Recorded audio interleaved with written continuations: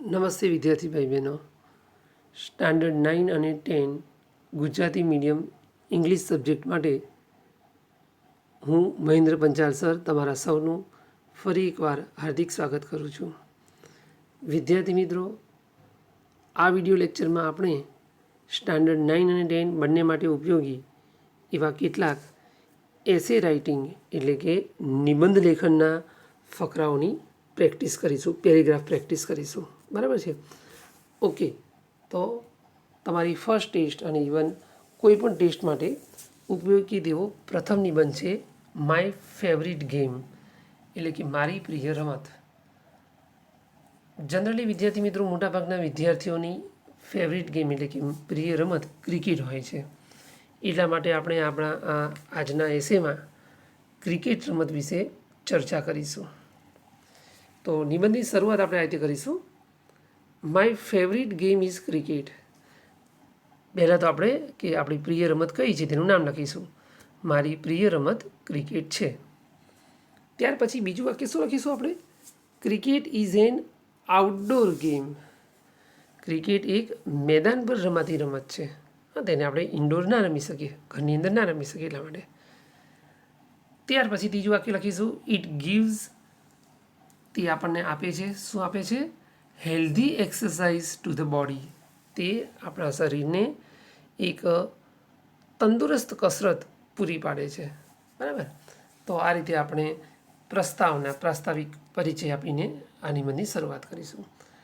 હવે આપણે નિબંધના આગળના ભાગ તરફ વધીએ વિદ્યાર્થી મિત્રો, જે તમને સ્ક્રીન પર દેખાય છે.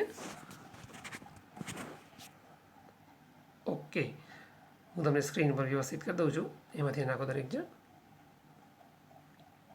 Okay. The game of cricket max a player. ક્રિકેટની જે રમત છે એ તેના રમનાર ખેલાડીને કેવું બનાવે છે? વોચફુલ. વોચફુલ એટલે તમામ બાબતોનું અવલોકન કરી શકે તેવો નિરીક્ષક બનાવે છે. ક્વિક, ઝડપી બનાવે છે. એન્ડ એલર્ટ એટલે કે ચપળ પણ બનાવે છે. કારણ કે ક્રિકેટ રમતી વખતે આ તમામ પાસા કોઈ એક ખેલાડીમાં હોવા અત્યંત જરૂરી છે. આગળ લખીએ આપણે. Cricket is called a democratic game. ક્રિકેટને લોકશાહી રમત તરીકે પણ ઓળખવામાં આવે છે. કારણ કે ક્રિકેટ એક ટીમ ભાવનાથી રમાતી રમત છે. અને ટીમ ભાવનાથી રમાય છે એટલા માટે તેમાં દરેક પ્લેયરની ઈચ્છા, સૂચનો તેને ધ્યાનમાં કેપ્ટન અને વાઇસ કેપ્ટને રાખીને રમવું પડતું હોય છે. એટલા માટે તેને ડેમોક્રેટિક ગેમ પણ કહે છે. Our cricket team consists of players from different states. અહીંયા દોસ્તો નવો શબ્દ આવ્યો આ વાક્યમાં, કન્સિસ્ટ એટલે સમાવેશ કરવો. વાત કરી છે આપણા ઇન્ડિયાની ક્રિકેટ ટીમની કે ભાઈ આપણી ઇન્ડિયનની જે ક્રિકેટ ટીમ છે તેમાં ભિન્ન ભિન્ન રાજ્યોમાંથી આવતા તમામ ખેલાડીઓનો સમાવેશ થાય છે. બરાબર છે? આ આપણે ક્રિકેટ ટીમ એવી નથી કે જેમાં માત્ર અમુક મોટા રાજ્યોને સમાવેશ મળે. કોઈ નાના રાજ્યનો પ્લેયર પણ સારું પરફોર્મન્સ કરી શકતો હોય તો તેનો સમાવેશ પણ આપણી ક્રિકેટ ટીમમાં ક્રિકેટ બોર્ડ કરતું હોય છે. એટલે કે પરફોર્મન્સના આધારે તે ડિસિઝન લેવા છે. આગળ લખીશું દે સ્પીક ડિફરન્ટ લેંગ્વેજીસ. હોય છે કે અલગ અલગ રાજ્યમાંથી ખેલાડીઓ આવતા હોય તો તેઓ ભાષાઓ પણ ભિન્ન ભિન્ન બોલે છે, ડિફરન્ટ લેંગ્વેજીસ બોલે છે. આગળ લખીશું ક્રિકેટ ડેવલપ્સ. આપણા માણસોની અંદર શેનો વિકાસ કરે છે? કઈ ભાવના? તો ધ સ્પિરિટ ઓફ ઇક્વાલિટી, સમાનતાની ભાવનાનો. બ્રધરહુડ, ભાઈચારાનો. એન્ડ સ્પોર્ટ્સમેનશીપ એટલે કે ખેલદિલી. આ તમામ લક્ષણોનો તે કોઈ એક માણસની અંદર, ખેલાડીની અંદર વિકાસ કરે છે. Cricket is A favourite game of people all over the world. એટલું જ નહીં, વિશ્વભરમાં મોટાભાગના લોકોની આ તે પ્રિય રમત ગણાય છે. Cricket is a gentleman's game. ક્રિકેટને જેન્ટલમેનોની રમત એટલે કે સજ્જન માણસોની રમત તરીકે ઓળખવામાં આવે છે. કારણ કે જનરલી ક્રિકેટમાં જે ડિસિપ્લિન અને રૂલ્સનું જે ફોલો વર્ક થાય છે તેવું કદાચ ભાગ્યે જ અન્ય કોઈ રમતમાં જોવા મળે છે, બરાબર છે. અને અહીંયા ખેલાડીઓ પરસ્પર એટલા બધા ડિસિપ્લિન અને વધારે પડતી શિસ્ત સાથે રમતા હોય છે કે તેથી જ તેને જેન્ટલમેન ગેમ તરીકે પણ ઓળખવામાં આવે છે. It is a game which requires discipline. Cricket એક એવી રમત છે કે જેમાં શું અનિવાર્ય છે, આવશ્યક છે, તો શિસ્ત આવશ્યક છે, કેરેક્ટર એટલે કે સારું પાત્ર આવશ્યક છે, ઓનેસ્ટી પ્રમાણિકતા પણ આવશ્યક છે, સેલ્ફલેસનેસ એટલે કે સ્વાર્થીપણું છોડવાની બાબત છે, નિસ્વાર્થપણે ક્રિકેટ રમાય છે, એન્ડ ટીમ સ્પિરિટ અને ખાસ તો તમારામાં સંઘ ભાવના એટલે કે જૂથની અંદર કામ કરવાની ક્ષમતા ભાવના હોવી જોઈએ. It is there for my most favourite game અને તેટલા માટે જ તે મારી સૌથી પ્રિય રમત છે. તો આ રીતે વિદ્યાર્થી મિત્રો આપણે માય ફેવરિટ ગેમ વિશે લખી શકીએ છીએ. ઓકે મિત્રો, તો આ માય ફેવરિટ ગેમ ક્રિકેટ વિશેનો નિબંધ તમે જોયો. આશા રાખું છું કે તમે એને કોઈ પણ એક્ઝામમાં પૂછાય ત્યારે વ્યવસ્થિત રીતે સમજીને લખી શકશો, બરાબર છે. હવે વિદ્યાર્થી મિત્રો આપણે બીજા એક જનરલી મોટાભાગે પૂછાતા નિબંધ તરફ જઈએ, જેનું ટાઇટલ છે માય ફેવરિટ ફેસ્ટિવલ એટલે કે મારો પ્રિય તહેવાર, મારો મનપસંદ તહેવાર. તો અહીંયા આપણે આ નિબંધની અંદર દિવાળી તહેવાર નજીક છે અને ફર્સ્ટ ટેસ્ટ માટે બહુ આઈએમપી નિબંધ છે એટલે તેની ચર્ચા કરીશું. તો સૌથી પહેલાં તો આપણે ફેવરિટ ફેસ્ટિવલનું નામ લખીશું, બરાબર છે. Diwali is my favourite festival. Diwali એ મારો મનપસંદ પ્રિય તહેવાર છે. It is the biggest festival of the Hindus. તે હિન્દુઓનો સૌથી મોટો તહેવાર ગણાય છે. હવે દિવાળી ક્યારે આવે છે તો સમય લખવાનો એનો. It comes in the month of October or November. તે ઓક્ટોબર કે નવેમ્બર મહિનામાં આવે છે. જેમ કે અત્યારે 2020ની સાલમાં આપણે જોઈ રહ્યા છીએ કે નવેમ્બર મહિનામાં દિવાળી સ્ટાર્ટ થવા જઈ રહી છે.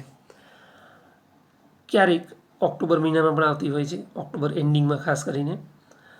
આગળનું વાક્ય, Diwali is a festival of lights. Diwali એ પ્રકાશનો તહેવાર છે, રોશનીનો તહેવાર છે, festival of lights. People clean and decorate their houses before Diwali. લોકો કરે છે દિવાળીના તહેવાર પહેલાં પોતાના ઘરોને ક્લીન એટલે કે સ્વચ્છ પણ કરે છે એન્ડ ડેકોરેટ એટલે કે શણગારે જ પણ છે. દે બાય ન્યૂ ક્લોથીસ. નવા કપડાં ખરીદે છે, નવા વસ્ત્રો ખરીદે છે, ક્રેકર્સ ફટાકડા કરે છે, એન્ડ મેક સ્વીટ્સ અને કેટલાક લોકો ઘરે મીઠા ફરસાણ તૈયાર કરતા હોય છે. On the day of Diwali. હવે દિવાળી શું થાય છે આગળની પણ જોઈએ આપણે. Okay, on the day of Diwali women, વુમનનું બહુવચન છે એટલે વિમેન વાંચીશું. Draw colourful rangolis. દિવાળીના દિવસે સ્ત્રીઓ જે છે એ શું કરે છે, રંગબેરંગી રંગોળીઓ દોરે છે. The doors are decorated with ફેસ્ટૂન્સ.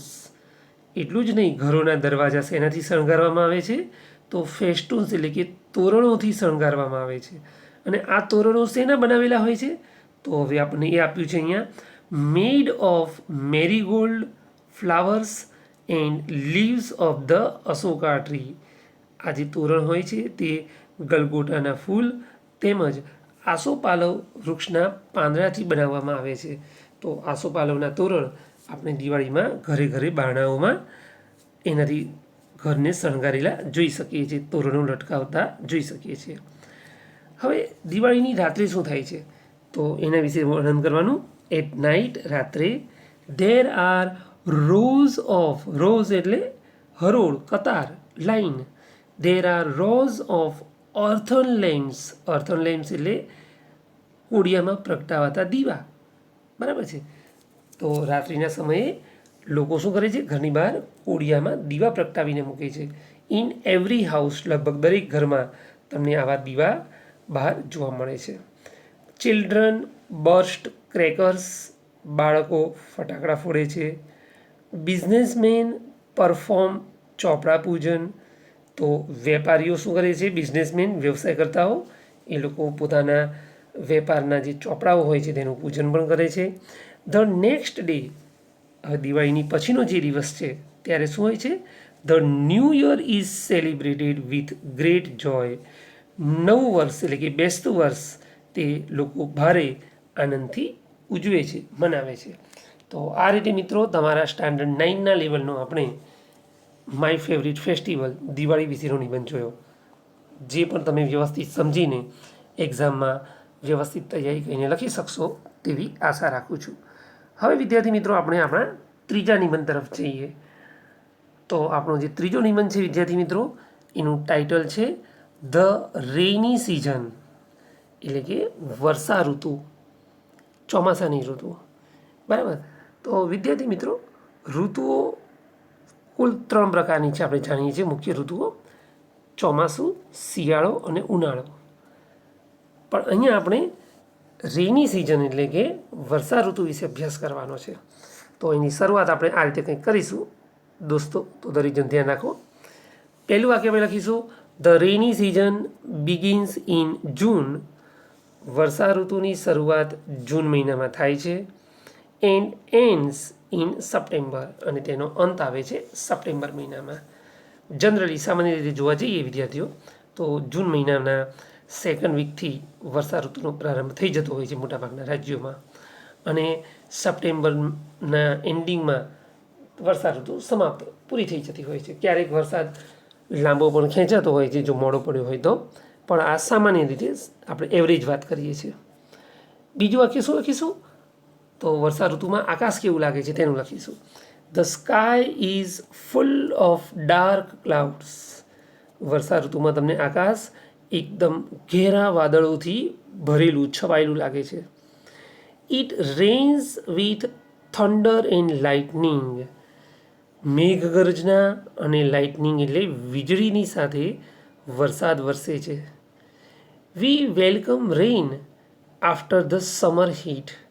ઉનાળાની ગરમી પછી આપણે વરસાદનું વેલકમ એટલે કે સ્વાગત કરતા હોઈએ છીએ.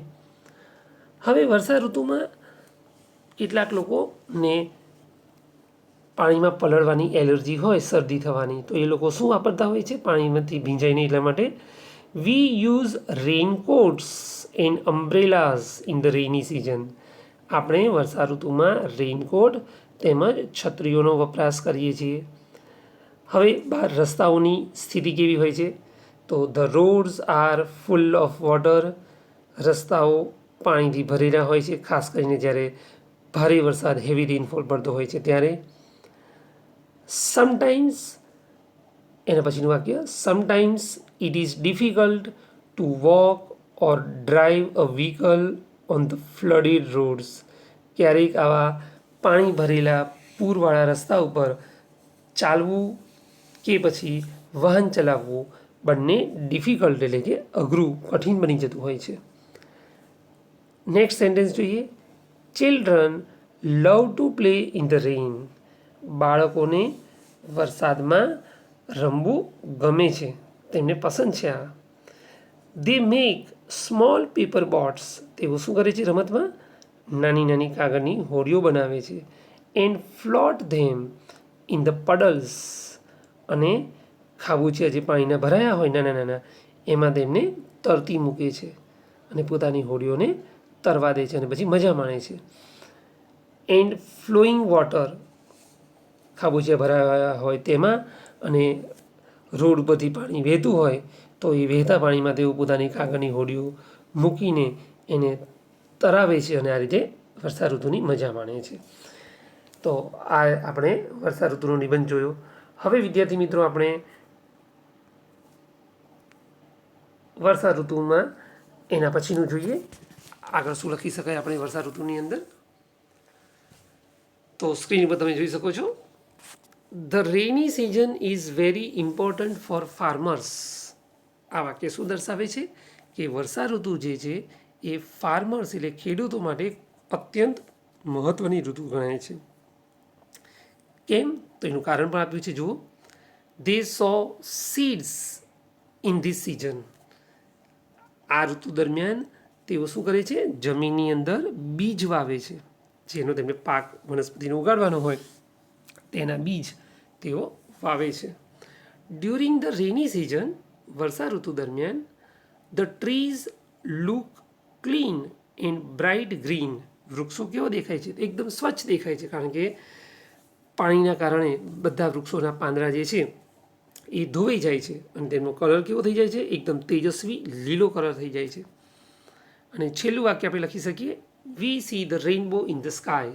વર્ષા ઋતુમાં આપણને ક્યારેક ક્યારેક આકાશમાં રેઇનબો એટલે કે મેઘધનુષ્ય, ઇન્દ્રધનુષ્યના પણ દર્શન થતા હોય છે. તો આ રીતે વિદ્યાર્થી મિત્રો આપણે આપણો ત્રીજો નિબંધ ધ રેની સિઝન એટલે કે વર્ષા ઋતુ વિશે જોયું. તો તમે એને પણ ધ્યાનથી સમજીને તૈયાર કરશો એવી આશા. તો અહીંયા વિદ્યાર્થી મિત્રો આપણા આ એસે રાઇટિંગના એટલે કે પેરેગ્રાફ રાઇટિંગના ફર્સ્ટ વિડીયોનું આપણે સમાપ્ત કરીએ છીએ. જય શ્રી સ્વામિનારાયણ.